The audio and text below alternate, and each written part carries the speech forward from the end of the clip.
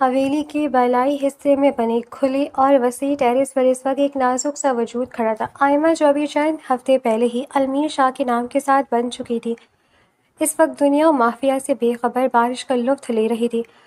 چونکہ ابھی صرف ان کا نکاح ہوا تھا اور باقاعدہ رخصتی ہونا باقی تھی، اس لیے وہ حویلی کے ایک الگ حصے میں اپنی ماں کے ساتھ رہتی تھی، اور المیر شاہ کے اس سخت جنونی مزاج اور اس کی مالکانہ حقوق کی شدت سے ابھی پوری طرح واقف نہیں تھی۔ آئمہ نے اپنے سفید ریشمی لباس کے دامن کو تھوڑا سا اٹھا رکھا تھا، اس کے پاؤں ننگے تھے اور وہ ٹیرس کے ماربل کے ٹھنڈے فرش پر دیوانہ وار گھوم رہی تھی۔ بارش کی موٹی موٹی بوندیں جب اس کے معصوم چہرے اور کھلی زلفوں پر گرتیں تو اس کے لبوں پر ایک دلکش مسکراہٹ پھیل جاتی۔ وہ اپنے دونوں ہاتھ فضا میں پھیلائے بارش کو خود میں سمیٹنے کی معصومانہ کوشش کر رہی تھی۔ اس کا دوپٹے سے بے نیاز وجود برستی بارش میں پوری طرح بھیگ چکا تھا، لیکن وہ اس بات سے بالکل بے خبر تھی کہ کوئی اس معصومیت کو اپنی جاگیر سمجھتا ہے، اور اس جاگیر پر کسی دوسرے تو کیا بارش کا اثر انداز ہونا بھی اسے گوارا نہیں تھا۔ اسی پل حویلی کے بڑے لوہے کے گیٹ سے المیر شاہ کی سیاہ رنگ کی لینڈ کروزر تیز رفتاری سے اندر داخل ہوئی۔ گاڑی کے ٹائروں نے صحن میں جمع پانی کو اچھالا اور وہ ایک جھٹکے سے پورچ میں رک گئی۔ گاڑی کا دروازہ کھلا اور المیر شاہ باہر نکلا۔ 6 فٹ 2 انچ کا قد، چوڑا سینہ، گندمی رنگت اور چہرے پر ہمیشہ رہنے والی ایک کاٹ دار سختی۔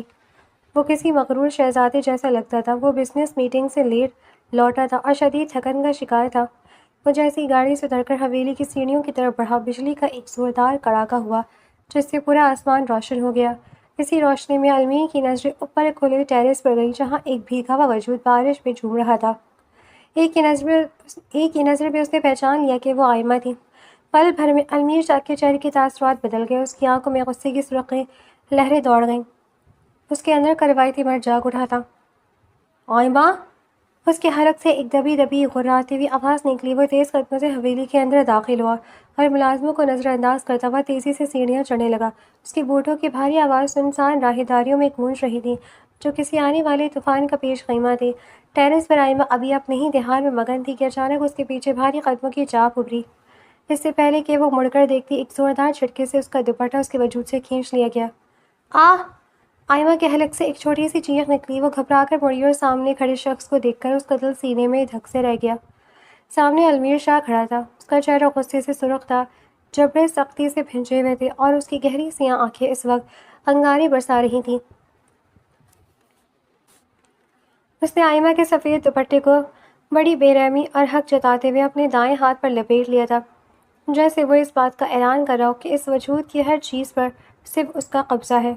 بارش کی تیز بوندیں اب ان دونوں پر برس رہی تھیں، لیکن ماحول کی تپش برفانی ہواؤں پر غالب آ چکی تھی۔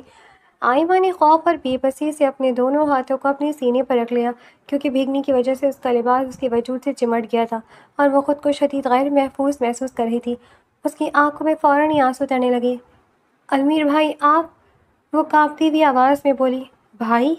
المیر نے ایک طنزیہ اور بھیانک مسکراہٹ کے ساتھ قدم آگے بڑھایا، جس سے آئمہ خوفزدہ ہو کر 2 قدم پیچھے ہٹی۔ نکاح کے بعد بھی تمہیں یہ لفظ یاد ہے آئمہ، یا پھر مجھے اپنے حقوق کا احساس دلانا پڑے گا؟ آئمہ نے تڑپ کر اپنے ہاتھ مزید سینے پر کس لیے۔ اس کی آواز میں التجا اور خوف کا امتزاج تھا۔ مجھے جانے دے پلیز، میری چادر، مجھے اپنے کمرے میں جانا ہے۔ وہ روتے ہوئے مقابل کو دیکھتے ہوئے بولی تھی، جو اس کے دوپٹے کو ہاتھ پر لپیٹ چکا تھا۔ اس کے لہجے کی کپکپاہٹ اور بے بسی کسی بھی پتھر دل کو پگھلا سکتی تھی، لیکن المیر شاہ اس وقت غصے اور جنون کی اس حد پر تھا جہاں اسے صرف اپنی انا اور اپنی محبت پر لگی ٹھیس دکھائی دے رہی تھی۔ المیر نے اس کی التجا کو بالکل رد کر دیا۔ اس کی آنکھوں میں غصہ تو تھا ہی، لیکن اس غصے کے پیچھے ایک گہری تڑپا دینے والی محبت کی تپش بھی تھی، جسے وہ ہمیشہ اس سخت لہجے کے پیچھے چھپاتا آیا تھا۔ اس نے اپنے بائیں ہاتھ سے جیب سے سگریٹ کی ڈبیا نکالی اور لائٹر نکالا۔ بارش کی بوچھاڑ سے بچاتے ہوئے اس نے بڑی مہارت سے سگریٹ سلگایا۔ لائٹر کی زد لو نے ایک سیکنڈ کے لیے اس کے تھیکے نقوش اور آنکھوں کے جنون کو مزید واضح کر دیا۔ اس نے سگریٹ کا ایک گہرا کش لیا اور دھواں فضا میں چھوڑا، جو بارش کے پانی میں مل کر غائب ہو گیا۔ پھر اس نے سگریٹ کو انگلیوں میں دبا کر سرد، کارڈار اور حاکمانہ لہجے میں کہا، اگر تم یہ سوچ رہی ہو کہ آج کی رات تمہیں بغیر سزا کے جانے دوں گا تو یہ تمہاری بھول ہے۔ بہت شوق ہے نا تمہیں بارش میں نہانے کا، تو نہاؤ۔ آج میرے سامنے میں بھی تو دیکھوں۔ المیر پلیز، مجھے ٹھنڈ لگ رہی ہے، میں بیمار ہو جاؤں گی، آئمہ نے گریہ کرتے کہا۔ اس کے پاؤں سردی اور خوف سے کانپ رہے تھے۔ بیمار ہونے کا خیال تب کیوں نہیں آیا جب تم یہاں تماشا بن کر جھوم رہی تھی؟ المیر کی آواز میں گرج چمک کی طرح سختی تھی۔ کیا تمہیں معلوم نہیں ہے کہ اس جوائنٹ فیملی میں کتنے مرد رہتے ہیں؟ تایا جان کے بیٹے، چچا کے بیٹے، ملازمین، اگر کسی کی بھی نظر تم پر پڑ جاتی تو میں اس کی آنکھیں نکال دیتا۔ آئمہ تم صرف میری ہو، تمہارے اس بھیگے وجود پر، تمہاری اس خوبصورتی پر صرف میرا حق ہے۔ اس سے پہلے کہ آئمہ کچھ سمجھ پاتی، المیر نے آگے بڑھ کر اس کا نازک بازو اپنی مضبوط اور آہنی گرفت میں لے لیا۔ اس کی گرفت اتنی سخت تھی کہ آئمہ کے منہ سے سسکاری نکل گئی۔ المیر چھوڑیں، مجھے درد ہو رہا ہے۔ وہ تڑپی، لیکن المیر شاہ پر اس وقت کوئی اثر نہ ہوا۔ اس نے اس کا بازو پکڑ کر اسے پھر سے کھلے ٹیرس کے بیچوں بیچ، جہاں بارش کی سب سے تیز بوچھاڑ آ رہی تھی، دھکیل دیا تھا۔ خود وہ ٹیرس کے شیڈ کے نیچے کھڑا ہو گیا، جہاں بارش کا پانی براہ راست نہیں آ رہا تھا، اور وہ وہاں کھڑے ہو کر سگریٹ سلگاتے اسے دیکھنے لگا تھا۔ طوفانی بارش اب آئمہ پر براہ راست برس رہی تھی۔ اس کے کھلے بال اس کے چہرے اور پیٹھ پر پھیل چکے تھے۔ برستی بارش میں اس کے بھیگے وجود سے اس کی تمام رہنائیاں واضح ہو رہی تھی۔ وہ کسی جل پری کی طرح معصوم اور دلکش لگ رہی تھی، جس پر ظلم بھی کیا جا رہا تھا تو وہ خوبصورت لگتی ہے۔ المیر شاہ سگریٹ کے کش لیتا ہوا اپنی گہری اور سلگتی ہوئی نظروں سے اس کے سراپے کا طواف کر رہا تھا۔ اس کی نظروں میں ایک عجیب سی بے خودی اور دیوانگی اتر آئی تھی۔ وہ غصے میں تھا، لیکن آئمہ کا یہ روپ اس کے دل کے تاروں کو بے دردی سے چھیڑ رہا تھا۔ اس کی خوبصورتی المیر کے ضبط کا امتحان لے رہی تھی۔ آئمہ بارش میں کھڑی سردی سے بری طرح کانپ رہی تھی۔ اس کے ہونٹ نیلے پڑ رہے تھے اور آنکھوں سے بہنے والے آنسو بارش کے پانی کے ساتھ مل کر بہہ رہے تھے۔ وہ اپنے بازوؤں کو اپنے گرد لپیٹے خود کچھ پانے کی ناکام کوشش کری تھی، لیکن المیر کی نظروں کی تپش اسے اپنے آر پار ہوتی محسوس ہو رہی تھی۔ وہ المیر کے اس جنونی روپ سے کانپ کر رہ گئی تھی۔ اسے احساس ہو چکا تھا کہ وہ یہ کزن نہیں ہے جسے وہ بچپن سے جانتی تھی، بلکہ یہ اس کا شوہر ہے، جو اس پر حد سے زیادہ پاگل اور قابض تھا۔ المیر نے سگریٹ کا آخری کش لیا اور اسے فرش پر پھینک کر اپنے بوٹ سے مسل دیا۔ اس کا ضبط اب جواب دے چکا تھا۔ وہ بے خود ہوتا ہوا سست رفتار قدموں سے دوبارہ شیڈ سے نکل کر اس کی طرف گیا، جہاں بارش ان دونوں کو اپنی لپیٹ میں لے رہی تھی۔ وہ آئمہ کے بالکل قریب آ کر رک گیا۔ ان کے درمیان فاصلہ اب ختم ہو چکا تھا۔ آئمہ نے ڈر کر اپنی آنکھیں بند کر لیں اور سینے پر اپنے چھوٹے چھوٹے ہاتھ رکھ کر اسے پیچھے دھکیلنے کی کوشش کی، لیکن المیر شاہ اپنی جگہ سے ایک انچ بھی نہ ہلا۔ اس نے آئمہ کے چہرے پر جھکی بھیگی زلفوں کو اپنی انگلیوں سے پیچھے کیا۔ اس کا لمس آئمہ کے جسم میں کرنٹ کی طرح دوڑ گیا۔ اگلی بار میری اجازت کے بغیر اس حویلی کی چار دیواریوں کے اندر ہی خود کو کسی کے سامنے نمایاں مت کرنا، حتیٰ کہ اس بارش کے سامنے بھی نہیں۔ المیر نے اس کے کان کے پاس جھک کر انتہائی مدھم لیکن گہری اور جنونی آواز میں کہا۔ آئمہ نے کانپتے ہوئے اپنی بھیگی پلکیں اٹھائیں اور المیر کی ان آنکھوں میں دیکھا جہاں غصہ اب پگھل کر کسی گہرے اعتراف محبت میں بدل رہا تھا، جس کا مطلب سمجھنا بھی آئمہ کے بس میں نہیں تھا۔ بارش ان دونوں پر مسلسل برس رہی تھی اور حویلی کا وہ ٹیرس ان کے اس جنونی ٹکراؤ کا گواہ بن چکا تھا۔ 3 ماہ پہلے حویلی کا بڑا ہال ایک الگ ہی قسم کے طوفان کا مرکز بنا ہوا تھا۔ فضا میں ایک عجیب سی بے چینی پھیلی ہوئی تھی۔ یہ وہ دن تھا جب آئمہ کی خالہ ثریا بیگم اپنے اکلوتے بیٹے زین کا رشتہ لے کر اچانک حویلی پہنچی تھی۔ زین، جو شکل و صورت سے تو عام سا تھا، لیکن اپنی عادات اور اطوار میں حد درجہ غیر ذمہ دار، لاؤبالی اور آوارہ مزاج مشہور تھا۔ وہ صوفے پر ٹانگ پٹانگ چڑھائے موبائل فون میں مصروف تھا اور انتہائی لاپرواہی سے بیٹھا تھا، جیسے اسے ارد گرد کی کوئی پرواہ ہی نہ ہو۔ آئمہ کی امی زینب بیگم اپنے شوہر کے انتقال کے بعد سے اس جوائنٹ فیملی میں خود کو ہمیشہ کمزور محسوس کر سکتی تھی۔ وہ صوفے کے کونے پر بیٹھے اپنے ہاتھوں کی انگلیوں کو چٹکا رہی تھی۔ ان کے چہرے پر بے بسی اور دباؤ صاف آیا تھی۔ ان کے بالکل پیچھے ستون کی اوٹ میں آئمہ کھڑی تھی۔ اس کے چہرے پر زردی پھیلی ہوئی تھی، آنکھیں اداسی سے بھوجل تھیں، اور وہ اپنے دوپٹے کے کونے کو انگلیوں میں لپیٹے خود کو رونے سے روک رہی تھی۔ وہ جانتی تھی کہ یہ خالہ کا خاندانی دباؤ اس کی ماں سہ نہیں پائے گی۔ دیکھو زینب، میں تو صاف اور سیدھی بات کرنے آئی ہوں، ثریا بیگم نے اپنے گلے میں پڑے دوپٹے کو درست کرتے ہوئے اونچی اور حاکمانہ آواز میں کہا۔ سب یہی چاہتے ہیں کہ خاندان کی لڑکی خاندان ہی میں رہے۔ میرا زین اب جوان ہے، تھوڑا بہت دوستوں میں وقت گزارتا ہے تو کیا ہوا، شادی کے بعد خود ہی سدھر جائے گا۔ تم ہاں کرو تو اگلی تاریخ رکھیں۔ زینب بیگم نے بے بسی سے اپنی بیٹی آئمہ کی طرف دیکھا، جس نے اپنا سر جھکا لیا تھا۔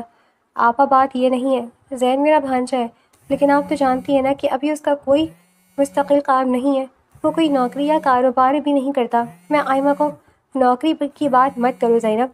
ثریا بیگم نے ٹھیکے ریجیمنٹ کی بات کاٹی۔ حویلی کی جائیداد سے میرا بھی حصہ ہے، میرا بیٹا بھوکا نہیں مرے گا۔ تم بس اپنی بیٹی کا نخرہ کم کرو اور اس رشتے کے لیے رضامند ہو جاؤ۔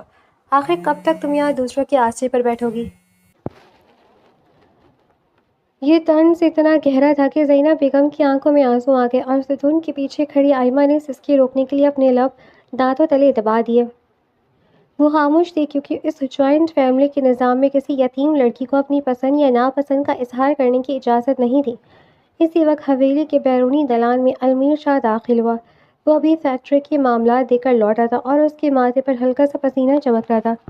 جیسے ہی اس کے کانوں میں دریا بیگم کی تھیکی آواز اور زین کا نام گونجا، اس کے قدم وہیں جم گئے۔ المیر شاہ جو برسوں سے آئمہ کو اپنے دل کے نہا خانے میں بسا چکا تھا، یہ سن کر جیسے اندر سے ٹوٹ پھوٹ گیا۔ اس کا سخت مزاج اور مغرور طبیعت ہمیشہ اس کی محبت کے آڑے آتی رہی تھی۔ اس نے کبھی آئمہ کے سامنے اپنے جذبات کا اظہار نہیں کیا تھا، بلکہ ہمیشہ اس پر رعب ہی جھاڑا تھا۔ لیکن آج اس کی زندگی کا سب سے بڑا اثاثہ اس سے چھننے جا رہا تھا، اور وہ بھی زین جیسے نااہل انسان کے لیے۔ المیر کے چہرے پر وحشت اتر آئی، اس کی مٹھیاں بھیج گئی اور آنکھوں میں خون اتر آیا۔ اس کا دل چاہا کہ وہ ابھی ہال میں جائے اور زین کا گلا دبا دے، لیکن وہ جانتا تھا کہ خاندانی دباؤ اور سریہ بیگم کے ڈرامے کو روکنے کے لیے اسے ایک ایسی طاقت کی ضرورت ہے جس کے سامنے حویلی کا کوئی فرد اف تک نہ کر سکے۔ وہ ہال کی طرف بڑھنے کے بجائے دائیں جانب مڑا اور حویلی کے سب سے پرسکون اور معتبر حصے کی طرف گیا، گھر کی سب سے بزرگ یعنی دادی جان کا کمرہ۔ دادی جان اپنے مصلے پر بیٹھی تسبیح پڑھ رہی تھی جب المیر شاہ بغیر دستک دیے ہانپتا ہوا کمرے میں داخل ہوا۔ اس کے چہرے کی رنگت اڑی ہوئی تھی اور آنکھوں میں ایک عجیب سا پاگل پن تھا۔ دادی جان نے تسبیح روکی اور اپنی اینک کے پیچھے سے اپنے اس سب سے چہیتے روب دار اور مغرور پوتے کو دیکھا۔ انہوں نے المیر کو کبھی اس حالت میں نہیں دیکھا تھا۔ المیر، کیا ہوا ہے میرے بچے، خیر تو ہے؟ دادی جان نے تشویش سے پوچھا۔ المیر شاہ دادی جان کے سامنے گھٹنوں کے بل بیٹھ گیا۔ اس نے اپنے دونوں ہاتھ دادی جان کے مصلے پر رکھ دیے۔ اس کی آواز میں وہ رعب غائب تھا، وہاں صرف ایک تڑپتے ہوئے عاشق کی التجا تھی۔ دادی جان، مجھے بچا لیں، میری لاج رکھ لیں۔ المیر کی آواز بھرا گئی۔ دادی جان حیران رہ گئی۔ کیا کہہ رہے تو؟ کون سا طوفان آ گیا؟ باہر ہال میں سریہ بیگم آئمہ کا رشتہ زین کے لیے مانگ رہی ہیں اور چچی جان دباؤ میں آ کر ہاں کرنے والی ہیں۔ المیر نے تیزی سے کہا، اس کا سانس پھول رہا تھا۔ دادی جان، آپ جانتی ہیں زین کیسا لڑکا ہے، وہ آئمہ کو برباد کر دے گا۔ دادی جان نے گہرا سانس لیا۔ تو پھر میں کیا کروں؟ سریہ بھی تو اس گھر کی بیٹی ہے، وہ اپنے بیٹے کے لیے حق مانگ رہی ہے۔ المیر شاہ نے دادی جان کا ہاتھ تھام لیا۔ اس کی آنکھوں میں ایک آنسو ٹپک کر دادی کے بوڑھے ہاتھ پر گرا۔ حق صرف میرا ہے دادی جان، میں آئمہ سے محبت کرتا ہوں، برسوں سے، بچپن سے۔ میں نے کبھی نہیں کہا کیونکہ میں اپنے مزاج کا قیدی تھا، لیکن میں اس کے بغیر نہیں جی سکتا۔ اگر آج آئمہ کسی اور کے نام سے منسوب ہو گئی تو المیر شاہ اس حویلی میں کبھی قدم نہیں رکھے گا۔ آپ اپنے اس پوتے کو مردہ سمجھ لیجیے گا۔ دادی جان المیر کی غیرت، اس کے ضدی اور سخت مزاج سے اچھی طرح واقف تھیں۔ انہوں نے اس کی آنکھوں میں سچائی اور تڑپ دیکھ لی تھی۔ وہ جانتی تھی کہ المیر اگر سخت ہے تو وہ آئمہ کا تحفظ بھی سب سے بہتر کر سکتا ہے۔ دادی جان کے چہرے پر ایک جلال آ گیا۔ انہوں نے اپنی لاٹھی تھامی اور کھڑی ہو گئی۔ ٹھیک ہے میرے شیر، اگر یہ تیرے دل کا معاملہ ہے تو یہ دادی ابھی زندہ ہے، چل میرے ساتھ۔ ہال میں سریہ بیگم اب زینب بیگم سے زبردستی مٹھائی کا ڈبہ کھلوا رہی تھیں کہ اچانک ہال کے بڑے دروازے پر دادی جان کی لاٹھی کی آواز گونجی۔ ان کے پیچھے المیر شاہ اپنے پورے جاہ و جلال اور سخت چہرے کے ساتھ کھڑا تھا۔ پورے ہال پر ایک دم سام سو گیا تھا۔ سریہ بیگم مٹھائی کا ڈبہ ہاتھ میں لیے کھڑی رہ گئی اور زین صوفے سے سیدھا ہو کر کھڑا ہو گیا۔ رکو سریہ، دادی جان کی کڑکدار آواز ہال میں گونجی۔ یہ مٹھائی واپس رکھو۔ اماں جان، آپ؟ سریہ بیگم نے گھبرا کر کہا۔ ہم تو زین اور آئمہ کے رشتے کی بات پکی کر رہے تھے۔ آئمہ کا رشتہ اس حویلی سے باہر کہیں نہیں جائے گا۔ دادی جان نے بالکل ہال کے وسط میں آ کر اپنی لاٹھی فرش پر ماری۔ آئمہ شاہوں کی امانت ہے اور شاہوں کے پاس ہی رہے گی۔ میں اس گھر کی سب سے بڑی بزرگ ہونے کے ناطے یہ فیصلہ کرتی ہوں کہ آئمہ کا نکاح آج رات اسی وقت المیر شاہ سے ہوگا۔ یہ سننا تھا کہ پورے ہال میں جیسے قیامت ٹوٹ پڑی۔ سریہ بیگم کا چہرہ غصے سے نیلا پڑ گیا۔ لیکن اماں جان، یہ کیسے ہو سکتا ہے؟ ہم پہلے آئے ہیں اور المیر نے تو کبھی آئمہ میں دلچسپی نہیں دکھائی۔ یہ تو سراسر ہماری توہین ہے۔ یہ میرا حکم ہے سریہ، اور اس حویلی میں میرے حکم کا ٹالنے کی جرأت کسی مائی کی لال میں نہیں ہے۔ دادی جان نے حاکمانہ لہجے میں کہا، اگر تمہیں یہ فیصلہ منظور نہیں تو تم ابھی اپنے بیٹے کو لے کر یہاں سے جا سکتی ہو۔ زینب بیگم نے حیرت اور شکر گزاری سے دادی جان اور پھر المیر کو دیکھا جو خاموش کھڑا تھا۔ اس کے چہرے پر دادی کے فیصلے پر کوئی حیرت نہیں تھی بلکہ ایک فاتحانہ چمک تھی۔ ستون کے پیچھے کھڑی آئمہ کے پیروں تلے سے زمین نکل گئی۔ اس کا نگاہ المیر بھائی سے، وہ شخص جو ہر وقت غصے میں رہتا تھا، جس سے وہ بات کرتے ہوئے بھی کانپتی تھی۔ اس نے سوچا کہ یہ سب دادی جان کی خاندانی ضد اور المیر کے اس غرور کا نتیجہ ہے کہ وہ کسی بیرونی رشتے کو حویلی میں آنے نہیں دینا چاہتا تھا۔ اسے کانوں کان خبر نہ تھی کہ اس فیصلے کے پیچھے المیر کی برسوں کی تڑپ اور اسے کسی کے آگے ہارنے کا خوف چھپا ہوا تھا۔ دادی جان کے حکم کے سامنے کوئی بول ہی نہ سکا۔ سریہ بیگم اور زین اسی وقت پیر پر رکھتے ہوئے حویلی سے چلے گئے۔ دادی جان نے وقت ضائع کیے بغیر حویلی کے قریبی مولوی صاحب کو بلوایا۔ اسی رات حویلی کے اسی ہال میں انتہائی سادگی کے ساتھ نکاح کی رسومات شروع ہوئیں۔ آئمہ کو ایک سادہ سے ریشمی جوڑے میں دادی جان کے کمرے میں بٹھایا گیا تھا۔ جب مولوی صاحب نے اس سے پوچھا کہ آپ کو المیر شاہ ولد سکندر شاہ کے ساتھ یہ نکاح قبول ہے، تو اس کے حلق میں آنسوؤں کا گولا پھنس گیا۔ اس نے اپنی بے بس ماں کی طرف دیکھا اور پھر روتے ہوئے انتہائی مدھم آواز میں 3 بار کہا، قبول ہے۔ دوسری طرف ہال میں بیٹھے المیر شاہ نے جب نکاح نامے پر دستخط کیے تو اس کے ہاتھ میں ایک عزم اور اپنی محبت کو پا لینے کا فخر تھا۔ اس نے دل ہی دل میں عہد کیا کہ وہ آئمہ کو دنیا کی ہر خوشی دے گا۔ آئمہ اپنے کمرے میں بیٹھی رو رہی تھی۔ اس کے دل میں المیر کے لیے صرف ایک ہی سوچ تھی۔ انہوں نے صرف اپنے خاندانی غرور اور دادی جان کی ضد کو پورا کرنے کے لیے میری زندگی کا فیصلہ کر دیا۔ وہ مجھ سے نفرت کرتے، اس لیے مجھ پر اپنا حکم چلایا۔ وہ اس سچائی سے بالکل بے خبر تھی کہ المیر شاہ نے اسے اپنی زندگی بنانے کے لیے دادی جان کے سامنے اپنے آنسو تک بہا دیے تھے، اور یوں اس غلط فہمی کے ساتھ ان کی اس انوکھی بندھن کا آغاز ہوا تھا جس کی سزا آئمہ کو 3 ماہ بعد اس طوفانی رات میں ٹیرس پر بھگتنی پڑ رہی تھی۔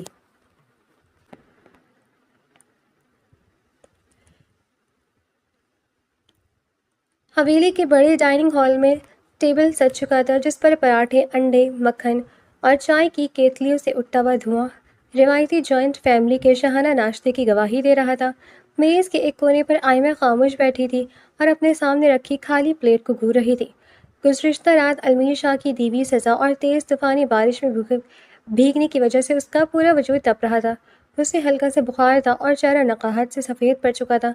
ابھی ان کی صرف رخصتی باقی تھی، اس لیے وہ خاندانی روایت کے مطابق ناشتے کی میز پر سب کے ساتھ بیٹھنے پر مجبور تو تھی، لیکن اس کے اندر رات کے واقعے کا خوف اور المیر شاہ کی وہ سلگتی ہوئی نظریں اب بھی تازہ تھیں جنہوں نے اسے اندر تک جلا دیا تھا۔ اس کی ماں زینب بیگم بار بار تشویش سے اپنی بیٹی کا مرجھایا ہوا چہرہ دیکھ رہی تھی اور چپکے سے اس کا ہاتھ چھو کر اس کی تپش کو محسوس کرنے کی کوشش کر رہی تھی۔ مشترکہ خاندانی نظام میں جہاں اتنے سارے لوگ ایک ساتھ رہتے ہوں، وہاں کسی ایک کے چہرے کی اداسی بھی دوسروں کی نظروں سے چھپی نہیں رہ سکتی تھی، خاص طور پر ان لوگوں سے جو کسی موقع کی تلاش میں ہوں۔ زینب ذرا چائے ادھر بڑھانا، تائیں جان نے مغرور لہجے میں کہا اور ساتھ ہی آئمہ پر ایک گہری نظر ڈالی۔ آئمہ بی بی صبح سے دیکھ رہی ہیں تم نے نوالا تک نہیں توڑا، کیا حویلی کا ناشتہ اب تمہارے معیار کے مطابق نہیں رہا؟ آئمہ نے گھبرا کر سر اٹھایا۔ اس کی گلابی آنکھیں بخار کی شدت سے مزید چمک رہی تھیں۔ نہیں تائی جان، ایسی بات نہیں ہے، بس میرا دل کا کیا ہے بھائی، دل تو نخرے کرنے کا بہانہ ڈھونڈتا ہے۔ خالہ سریہ بیگم جن کا بیٹا زین 3 ماہ پہلے ریجیکٹ ہوا تھا اور جو اب بھی اسی حسرت اور بدلے کی آگ میں جل رہی تھیں، تھیکے اور زہریلے لہجے میں بولی، ابھی تو رخصتی بھی نہیں ہوئی اور محترمہ کے نخرے ابھی سے آسمان پر ہیں، ناشتہ بھی ٹھیک سے نہیں کر رہی۔ خالہ کی اس بات پر میز پر بیٹھی کزن سارہ اور حمزہ نے آپس میں معنی خیز نظروں کا تبادلہ کیا اور دبی دبی ہنسی ہنسے۔ زینب بیگم کا سر شرمندگی اور دکھ سے جھک گیا اور وہ جانتی تھی کہ سریہ بیگم ان کی بیٹی کو نشانہ بنا رہی ہیں، لیکن وہ جوائنٹ فیملی کے دباؤ کے سامنے ہمیشہ کی طرح خاموش رہیں۔ سریہ، صبح صبح طنز کے تیر چلانا بند کرو، دادی جان نے میز کے سرے پر بیٹھتے ہوئے اپنی بھاری آواز میں ٹوکا۔ بچی کی طبیعت ناساز لگ رہی ہے، تم کیوں ہر بات کو نخروں کا نام دے دیتی ہو؟ ارے اماں جان، آپ تو ہمیشہ اسی کی طرفداری کریں گی، آخر آپ کی ہی ضد پر یہ نکاح ہوا ہے۔ سریہ بیگم نے دادی جان کی بات کاٹتے ہوئے کہا، ان کا لہجہ اب بھی تلخ تھا۔ ہم تو بس یہ کہہ رہے کہ رخصتی سے پہلے اگر یہ حال ہے تو جب یہ باقاعدہ اس گھر کی مالکن بنے گی تب تو ہمیں پاؤں رکھنے کی جگہ بھی نہیں ملے گی۔ آئمہ کی آنکھوں میں آنسو تیرنے لگے، وہ اپنی بے عزتی پر تڑپ کر رہ گئی، لیکن اس مشترکہ نظام میں وہ اتنی کمزور تھی کہ اپنے دفاع میں ایک لفظ بھی نہیں بول سکتی تھی۔ اسی لمحے ہال کے بڑے دروازے پر بھاری قدموں کی چاپ ابھری، پورے ہال میں ایک دم خاموشی چھا گئی۔ المیر شاہ سفید کلف لگے کرتے شلوار اور کندھے پر سیاہ شال ڈالے اپنے پورے روب اور دبدبے کے ساتھ داخل ہوا تھا۔ اس کے چہرے پر ہمیشہ رہنے والی سنجیدگی اور سختی برقرار تھی۔ وہ خاموشی سے اپنی مخصوص کرسی پر بیٹھا جو دادی جان کی بالکل برابر تھی۔ ملازم نے فوراً آگے بڑھ کر اس کے سامنے پلیٹ رکھی اور چائے ڈالی۔ المیر نے ہمیشہ کی طرح ناشتے کی میز پر موجود اخبار اٹھایا اور اسے کھول کر پڑھنے لگا، جیسے اسے آس پاس کے لوگوں سے کوئی سروکار نہ ہو۔ آئمہ نے ڈرتے ڈرتے اپنی نظریں اٹھا کر المیر کو دیکھا۔ رات کو جو شخص بارش میں اس پر غصے سے چلا رہا تھا، اس وقت وہ اتنا پرسکون اور لا تعلق دکھائی دے رہا تھا کہ کوئی اندازہ بھی نہیں لگا سکتا تھا کہ رات ان دونوں کے درمیان کیا طوفان گزرا تھا۔ آئمہ نے فوراً اپنی نظریں جھکا لی، اس کا دل تیزی سے دھڑکنے لگا۔ خالہ سریہ بیگم المیر کی موجودگی کے باوجود اپنی عادت سے مجبور تھیں۔ انہوں نے سوچا کہ المیر شاہ خود اتنا سخت مزاج ہے، وہ بھلا آئمہ کے ان نخروں کو کیوں برداشت کرے گا؟ انہوں نے دوبارہ آئمہ کو مخاطب کیا، آئمہ اگر ناشتہ نہیں کرنا تو اٹھ جاؤ یہاں سے، یوں چہرہ لٹکا کر بیٹھنے سے دوسروں کا بھی موڈ خراب ہوتا ہے۔ شاہوں کے گھروں میں ایسی سستی اچھی نہیں لگتی، اگر رخصتی سے پہلے ہی سب کے سامنے یہ رویہ ہے تو۔ ابھی سریہ بیگم اپنی بات پوری بھی نہیں کر پائی تھی کہ اچانک اخبار بند ہونے کی ایک زوردار آواز گونجی۔ المیر شاہ نے اخبار کو جھٹکے سے میز پر بند کر کے رکھا۔ اس کی گہری سیاہ آنکھیں سیدھی سریہ بیگم کے چہرے پر ٹک چکی تھیں۔ اس کے چہرے کے تاثرات اتنے سخت اور خوفناک ہو چکے تھے کہ پوری ڈائننگ ٹیبل پر بیٹھے کزنز اور تائی جان کے ہاتھ وہیں رک گئے۔ المیر نے اپنی باروب گرجدار اور سرد آواز میں کہا، آئمہ کو بخار ہے اور اس گھر کی بہو کو کسی کے سامنے نخرے دکھانے کی ضرورت نہیں، وہ جو چاہے کرے۔ اس کے لہجے میں ایک ایسا حاکمانہ تحفظ تھا جس نے سریہ بیگم کی زبان کو جیسے تالا لگا دیا۔ ہال میں اس وقت اتنی خاموشی تھی کہ سانس لینے کی آواز بھی سنی جا سکتی تھی۔ المیر شاہ نے اپنی نظریں سریہ بیگم سے ہٹا کر تائی جان اور باقی سب پر گھمائیں، جیسے وہ واضح کر رہا ہو کہ آئمہ کے خلاف ایک لفظ بھی اب برداشت نہیں کیا جائے گا۔ آئمہ نے حیرت سے شاہمیر کو بے یقینی سے المیر شاہ کی طرف دیکھا۔ وہ شخص جو بظاہر اس کے لیے دنیا کا سب سے سخت اور ظالم انسان تھا، جو رات کو اسے بارش میں سزا دے رہا تھا، آج اسی شخص نے پورے خاندان کے سامنے اس کے حقوق کی جنگ لڑی تھی اور اس کے لیے ایک ناقابل تسخیر ڈھال بن گیا تھا۔ المیر شاہ نے اپنی نظریں اٹھائیں اور آئمہ کے چہرے پر جمائیں، جہاں بخار کی سرخی اور حیرت کے تاثرات واضح تھے۔ اس کی آنکھوں کی سختی میں ایک سیکنڈ کے لیے نرمی آئی، لیکن اس نے فوراً ہی ملازمہ کو آواز دی جو دور کھڑی کانپ رہی تھی، شمیلہ۔ المیر کی آواز گونجی، جی چھوٹے شاہ جی۔ ملازمہ نے ادب سے سر جھکایا، آئمہ بی بی کو ان کے کمرے میں لے کر جاؤ اور باورچی خانے سے ادرک اور شہد والی گرم چائے تیار کروا کر فوراً ان کے کمرے میں پہنچاؤ، اور ڈاکٹر صاحب کو فون کرو کہ آ کر حویلی میں ان کا معائنہ کریں۔ المیر نے انتہائی حاکمانہ لیکن فکرمند لہجے میں حکم دیا۔ جی بہت بہتر۔ ملازمہ نے فوراً آئمہ کا ہاتھ تھاما۔ آئمہ دادی جان اور اپنی ماں کی طرف دیکھتی ہوئی، جو اب سکون کا سانس لی رہی تھی، آہستہ سے کھڑی ہوئی۔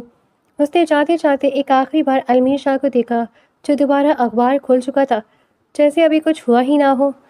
اس کا وہ سخت اور مغرور چہرہ اب آئمہ کو ایک الگ ہی روپ میں نظر آ رہا تھا، ایک ایسا شوہر جو تنہائی میں جتنا بھی سخت ہو، لیکن دنیا کے سامنے اپنی بیوی پر طنز کا ایک تیر بھی برداشت نہیں کر سکتا تھا۔ آئمہ اپنے کمرے کی طرف بڑھتے ہوئے دل ہی دل میں اس انوکھے مرد کے متضاد رویوں کے بارے میں سوچنے پر مجبور ہو گئی تھی۔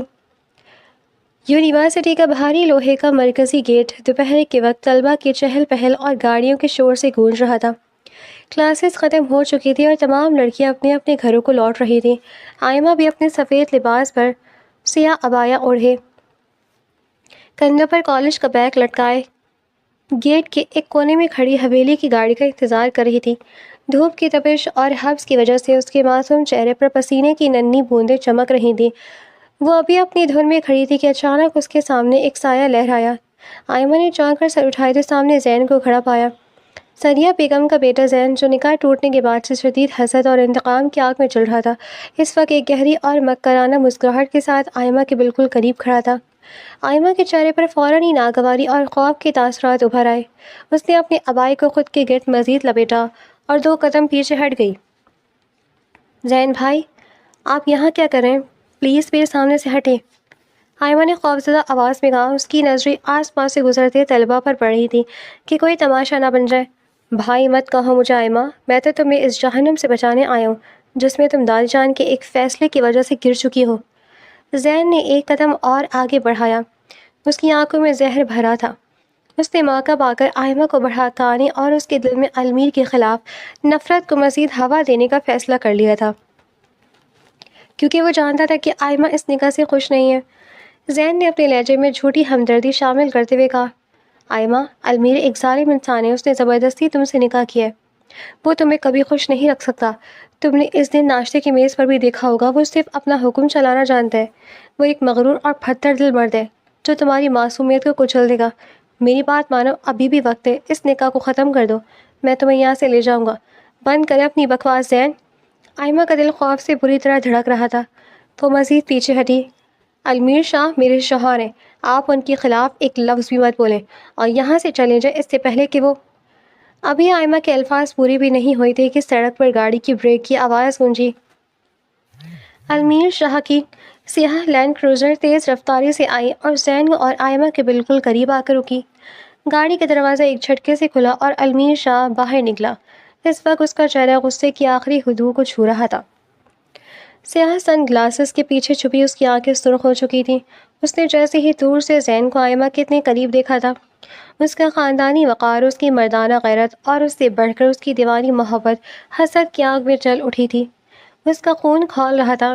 المیر شاہ نے جیسے زمین پر قدم نہیں رکھے تھے، بلکہ وہ کوئی قہر بن کر اترا تھا۔ اس نے ایک بھی لفظ بولے بغیر آگے بڑھ کر زین کا گریبان اپنے دونوں ہاتھوں میں جکڑ لیا۔ المیر، چھوڑو مجھے! زین کا رنگ سیکنڈوں میں فاق ہو گیا اور اس کا سارا غصہ اور مکرانہ بہادری المیر کے اس جاہ و جلال کے سامنے ہوا ہو گئی۔ اس نے زین کا گریبان اتنی سختی سے بھینجا کہ زین کا سانس رکنے لگا۔ المیر نے اپنے چہرے کو اس کے قریب کیا اور اس کی آواز کسی زخمی شیر کی غراہٹ جیسی تھی۔ تمہاری ہمت کیسے ہوئی؟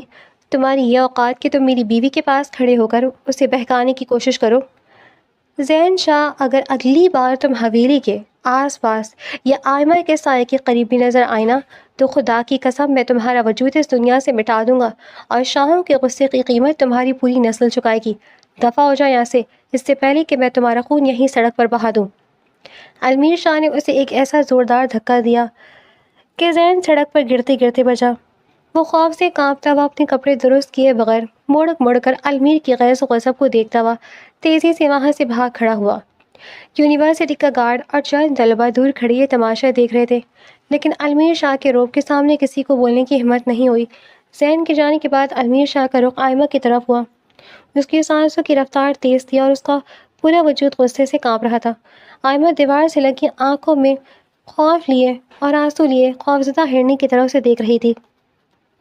المیر نے ایک لفظ کہے بغیر آگے بڑھ کر آئمہ کی نازک کلائی کو اپنی گرفت میں لیا۔ اس کی گرفت اتنی سخت تھی کہ آئمہ کے منہ سے ایک چیخ نکل گئی۔ المیر بھائی، درد ہو رہا ہے، چھوڑیں مجھے۔ وہ رو پڑی، لیکن المیر شاہ اس وقت کسی کے سننے کی پوزیشن میں نہیں تھا۔ اس کا حسد اس کی عقل پر غالب آ چکا تھا۔ اس نے تقریباً اسے گھسیٹتے ہوئے گاڑی کی طرف بڑھایا۔ فرنٹ سیٹ کا دروازہ کھلا اور اسے سختی سے اندر بٹھا کر دروازے اتنی زور سے بند کیا کہ آئمہ ڈر کر سمٹ گئی۔ وہ خود چکر کاٹ کر ڈرائیونگ سیٹ پر بیٹھا اور گاڑی کو ایک انتہائی خطرناک رفتار سے حویلی کی طرف دوڑا دیا۔ المیر شاہ کے دونوں ہاتھ اسٹیئرنگ وہیل پر جمے ہوئے تھے۔ اس کی انگلیوں کے جوڑ دباؤ کی وجہ سے سفید پڑ رہے تھے۔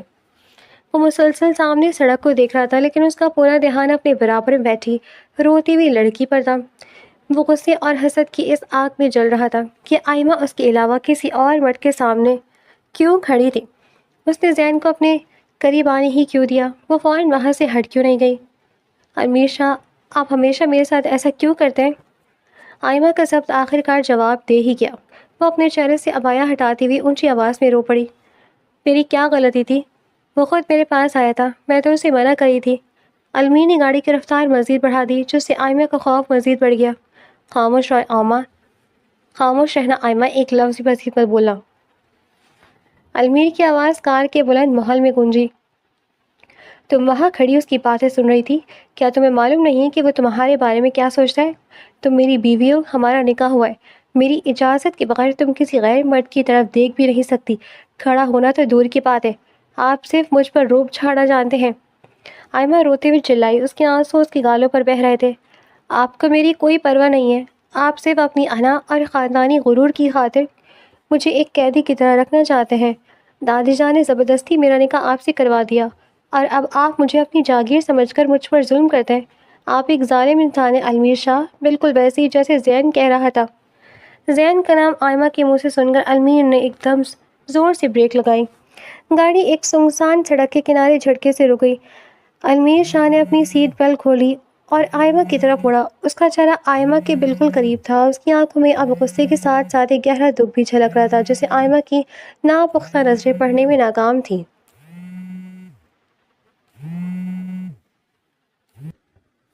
ہاں میں ظالم ہوں، میں مغرور ہوں، المیر نے انتہائی بھاری آواز میں کہا۔ اس کا سانس آئمہ کے چہرے کو چھو رہا تھا۔ لیکن یاد رکھنا آئمہ، تم اسی ظالم اور مغرور انسان کے نکمہ ہو، اور تمہاری زندگی کا ہر فیصلہ، تمہارا ہر سانس اب مجھ سے جڑا ہوا ہے۔ میں تمہیں قیدی سمجھوں یا اپنی جان، یہ میرا مسئلہ ہے، لیکن آئندہ اگر کسی مرد نے تمہارے سائے کو بھی چھونے کی کوشش کی تو وہ دنیا دیکھنے کے قابل نہیں رہے گا۔ آئمہ نے روتے ہوئے اپنا چہرہ دونوں ہاتھوں میں چھپا لیا۔ وہ اب بھی یہی سمجھ رہی تھی کہ المیر کا یہ غصہ اور یہ پابندیاں صرف اس کی حاکمانہ طبیعت کا حصہ ہے۔ وہ اس سچائی سے کوسوں دور تھی کہ یہ سب دراصل اس شدید دیوانی اور تڑپا دینے والی محبت کا نتیجہ ہے جو المیر شاہ کے اندر حسد کی آگ بن کر بھڑک رہی تھی۔ گاڑی دوبارہ حویلی کی طرف چل پڑی، لیکن ان کے درمیان کی غلط فہمی کی دیوار اب اور بلند ہو چکی تھی۔ شام کے سائے حویلی کے در و دیوار پر گہرے ہو رہے تھے اور پرندے چہچہاتے ہوئے اپنے گھونسلوں کی طرف لوٹ رہے تھے۔ حویلی کے باقی حصوں میں جہاں جوائنٹ فیملی کی گہما گہمی اور کچن سے برتنوں کی آوازیں آ رہی تھیں، وہیں دادی جان کا کمرہ حویلی کا وہ گوشہ تھا جہاں ہمیشہ ایک سکون کا راج رہتا تھا۔ دادی جان اپنے بستر پر گاؤ تکیے سے ٹیک لگائے بیٹھی تھیں۔ ان کے ہاتھ میں عقیق کے دانوں والی تسبیح دھیرے دھیرے گھوم رہی تھی۔ ان کا چہرہ عمر بھر کے تجربات اور خاندانی وقار کا آئینہ دار تھا، لیکن ان کی آنکھوں میں ہمیشہ اپنے بچوں کے لیے ایک ممتا چمتی چھپی رہتی تھی۔ اسی پل کمرے کا بھاری لکڑی کا دروازہ دھیرے سے کھلا۔ آئمہ جو یونیورسٹی سے لوٹنے کے بعد سے اپنے کمرے میں بند روتی رہی تھی، دادی جان کے کمرے میں داخل ہوئی۔ اس کا چہرہ آنسوؤں سے تر تھا، ناک بخار اور رونے کی شدت سے سرخ ہو رہی تھی، اور اس کی سسکیاں اب بھی اس کے حلق میں پھنس رہی تھیں۔ وہ بغیر کچھ کہے انتہائی دھیمے قدموں سے چلتی ہوئی دادی جان کے بیڈ کے پاس آئی اور فرش پر دادی کے پیروں کے پاس بیٹھ گئی۔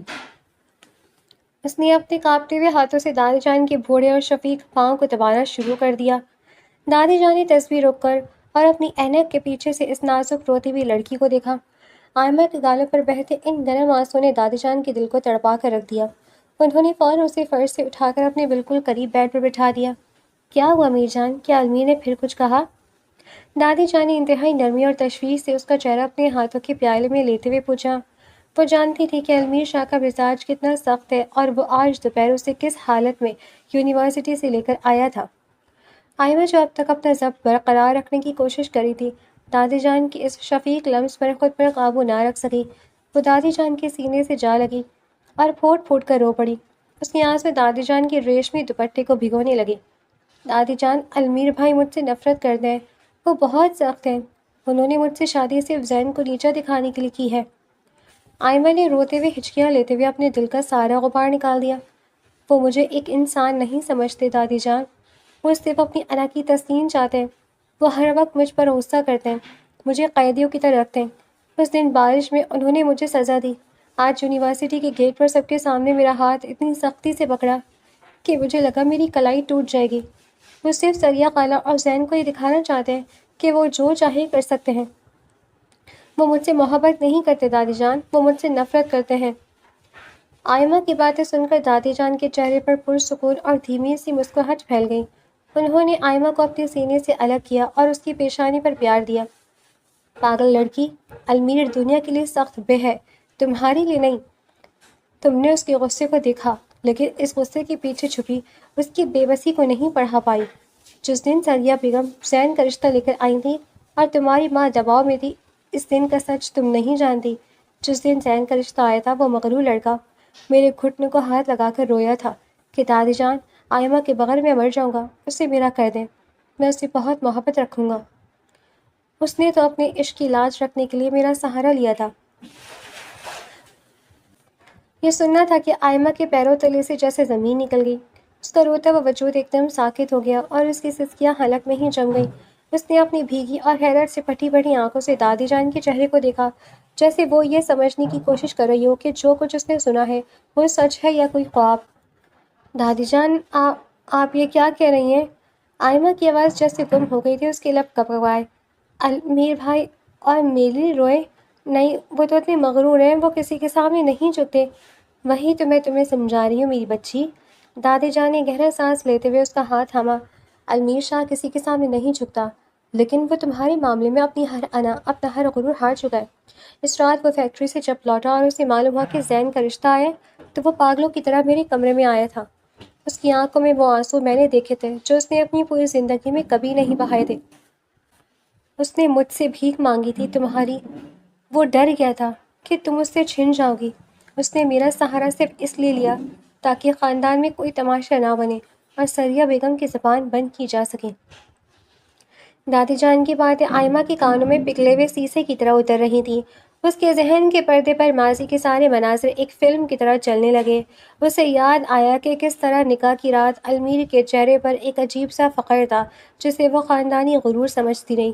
اسے یاد آیا اگلا دن جب ناشتے کی میز پر سریہ خالہ اور تائی جان اس پر طنز کے تیرے چلا رہی تھی تو کس طرح المیر نے اخبار بند کر کے پورے خاندان کے سامنے اس کا تحفظ کیا تھا اور کہا تھا کہ اس گھر کی بہو کو کس کے سامنے نخرے دکھانے کی ضرورت نہیں۔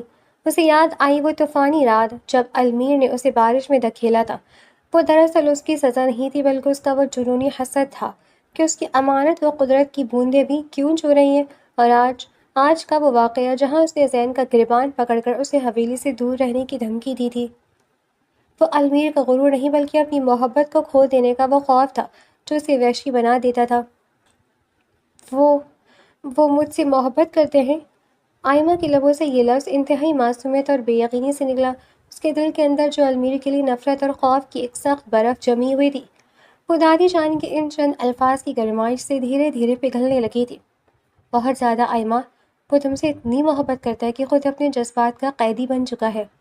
دادی جان نے اس کے آنسو پوچھتے ہوئے کہا، اس کا مزاج سخت ضرور ہے کیونکہ وہ شاہوں کا خون ہے۔ اس نے کبھی کسی کے سامنے جھکنا نہیں سیکھا، لیکن اس کا وہ غصہ دراصل تمہارے لیے اس کا تحفظ اور اس کی دیوانگی ہے۔ وہ تمہیں دنیا کی ہر نظر سے چھپا کر رکھنا چاہتا ہے۔ اب یہ تمہارا فرض ہے میری جان کہ تم اس کے اس سخت خول کے اندر چھپے اس عاشق کو پہچانو۔ وہ تمہیں کبھی دکھ نہیں دے گا کیونکہ تم اس کی زندگی ہو۔ آئمہ خاموش ہو گئی۔ اس کی آنکھوں سے اب جو آنسو بہہ رہے تھے وہ خوف کے نہیں بلکہ ایک عجیب سے سرور اور پچھتاوے کے تھے۔ اسے احساس ہوا کہ وہ کتنی بڑی غلط فہمی میں جی رہی تھی اور جس شخص کو وہ اپنا جلاد سمجھ رہی تھی وہ تو دراصل اس کے عشق میں اپنا سب کچھ ہار کر بیٹھا تھا۔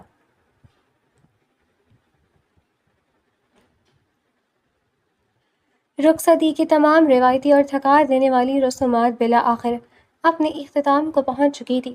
حویلی کے دالان میں ہونے والی گہما گہمی اب دھیمی پڑ چکی تھی اور پورا گھر گہری نیند کی آغوش میں تھا۔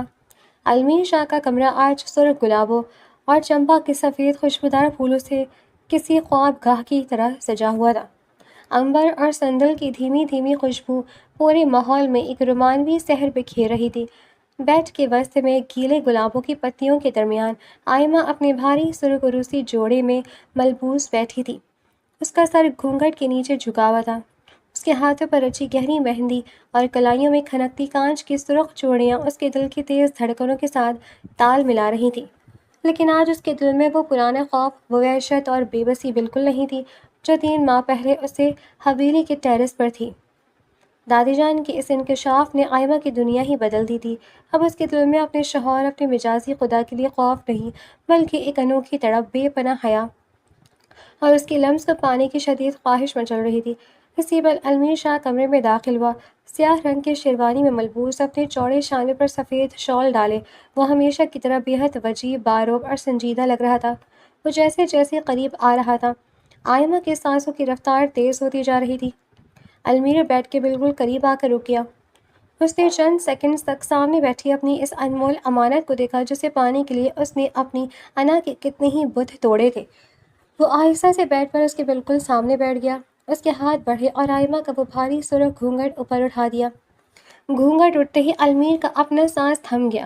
سامنے کائنات کا سب سے خوبصورت چہرہ تھا، حیا سے جھکی ہوئی گلابی پلکیں جن کے کونوں پر اس وقت 2 موٹے موٹے آنسو چمک رہے تھے۔ آئمہ کی آنکھوں میں ان آنسوؤں کی دیکھ کر المیر شاہ فکر مندی اور مخملی آواز میں بولا، آج بھی مجھ سے ڈر لگ رہا ہے؟ آئمہ نے دھیرے سے اپنی بھیگی پلکیں اٹھائیں اور المیر کی ان سلگتی محبت سے لبریز آنکھوں میں دیکھا جن میں اب سے اس کا عکس تھا۔ اس نے نفی میں سر ہلایا، اس کے دل کا ضبط ٹوٹ گیا۔ اس نے آگے بڑھ کر المیر کے دونوں مضبوط ہاتھوں کو اپنے مہندی رچے چھوٹے ہاتھوں میں تھام لیا۔ اس کا لمس پاتے ہی المیر کے جسم میں ایک سحر دوڑ گیا۔ آئمہ کی آواز میں اب کوئی شکوہ نہیں تھا بلکہ ایک گہرا پچھتاوا اور اعتراف تھا۔ وہ تڑپ کر بولی، دادی جان نے مجھے سب بتا دیا ہے۔ آپ اتنی سخت کیوں بنتے ہیں جب دل میں اتنی محبت چھپی ہے؟ آئمہ کے منہ سے یہ اعتراف سن کر اور اس کے ہاتھوں کی گرفت محسوس کر کے علمیر شاہ کے پتھر جیسے چہرے پر ایک دلکش مسکراہٹ ابھر آئی۔ اس نے اپنے ہاتھ گھما کر آئمہ کے نازک ہاتھوں کو اپنی مضبوط گرفت میں لے لیا اور الفاظ کو جیسے اپنے دل کی گہرائیوں سے نکالتے ہوئے بولا، میں شاہ ہوں آئمہ، مجھے بچپن سے صرف چیزوں کو فتح کرنا اور ان پر اپنا حق جتانا سکھایا گیا تھا، لیکن تمہارے معاملے میں نے جانا کہ ہار جانا کیا ہوتا ہے۔ علمیر نے تھوڑا اور قریب ہوتے ہوئے آئمہ کو اپنے مضبوط حصار میں لے لیا۔ اس کا ایک ہاتھ آئمہ کی کمر پر تھا اور دوسرا اس کے چہرے کو چھو رہا تھا۔ اس نے جھک کر آئمہ کی پاکیزہ پیشانی اور اس کی دونوں آنکھوں پر اپنے ہونٹ رکھ دیے جہاں اس کی محبت کا سب سے بڑا ثبوت یعنی وہ آنسو ٹھہرے ہوئے تھے۔ اس نے انتہائی مدھم اور سحر انگیز آواز میں اس کے کان کے پاس کہا، تم میری زندگی کا واحد اثاثہ ہو آئمہ، تمہیں کھونے کا خوف مجھے سخت بنا دیتا ہے، لیکن اب تم ہمیشہ کے لیے میری ہو۔ آئمہ نے اپنا سر علمیر شاہ کے چوڑے اور محفوظ سینے پر رکھ دیا جہاں اس کے دل کی دھڑکنیں اب صرف آئمہ کا نام پکار رہی تھیں۔ دونوں کے چہروں پر ایک پرسکون اور ابدی مسکراہٹ پھیل گئی۔